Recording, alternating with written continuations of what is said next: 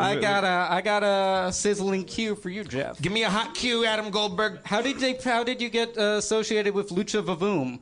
Did they contact you? And do you have any great stories about luchadors? I have a lot of great. Lucha Vavoom is one of the coolest things I ever got involved in. I just had mutual friends, and Blaine Capatch is a buddy of ours. It's a hilarious comedian, Blaine Capatch, and he and like people like Dana Gould and some other friends of ours would rotate through with him, and I just managed somehow to kind of be like the secondary host a lot in that show. But when my friends come to the show, what the show is, if you don't know it, it's straight. It was part of Fuller House. It's like Lucha Libre.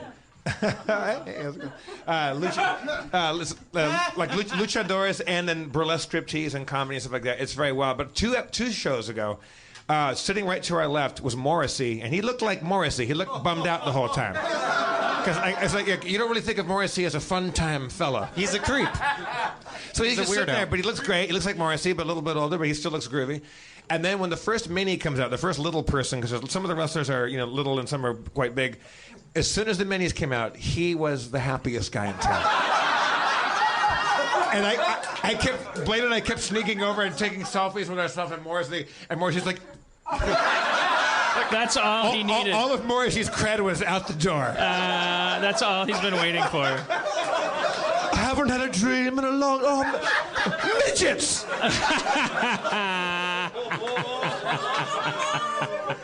It was great. We couldn't get over it. And then Blaine and I are like frequently when like famous people come, we will say, oh, like so and so is here. Like you do that Vegas thing where you say that, oh, we got the guy from this band that you love and the woman that directed the movie that you love. And we're like, the woman that drank in the movie that you directed the movie? Get the shit out of your ears. And I would say, don't ever interrupt, but that's what you do. The horse is out of the gate.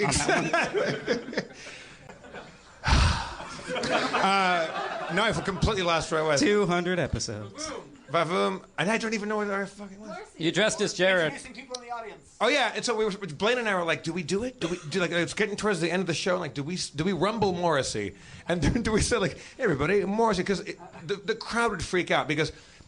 I don't know if you know this. A lot of Morrissey's fan base is very Latino, especially in Los Angeles. Oh, yeah. A friend of mine at a bar was asked somebody, like, you're not Mexican, bro. And he goes, dude, I got 5 Morrissey shirts. That's a real conversation that actually happened. It's true. Yeah.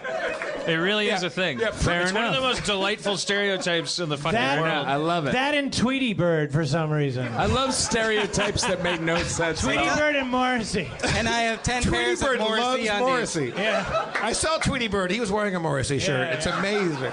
Yeah. But we're like, do we do it? And I thought, like, if we tell the room here that Morrissey is here, it'll be an avalanche of people.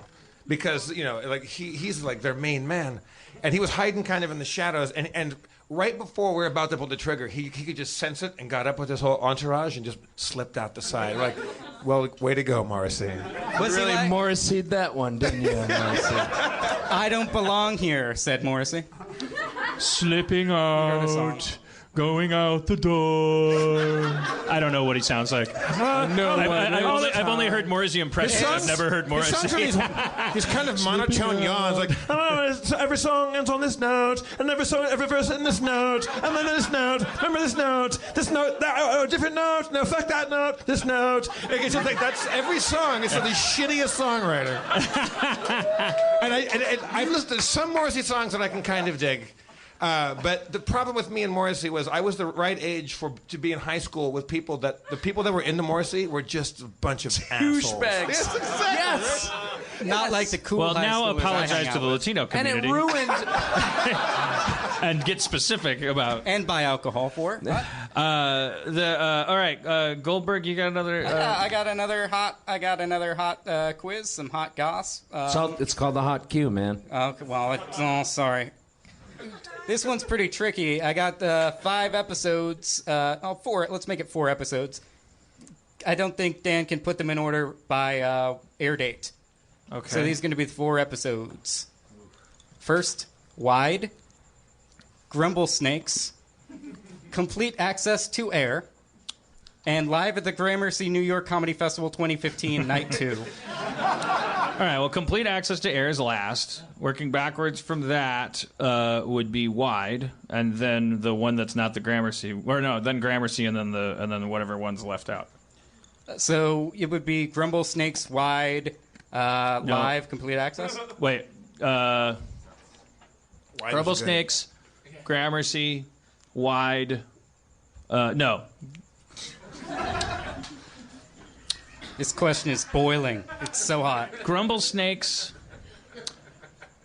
Gramercy, wide, and access to air. I want someone to get 4 new pets and name them those. I mean, Grumble Snakes is it. The actual order was great Grumble name. Snakes wide, live, and then complete. I almost switched Those are it in to that, separate but then years. again, that's not really a feat. Aw, shit. That was a good. That was a good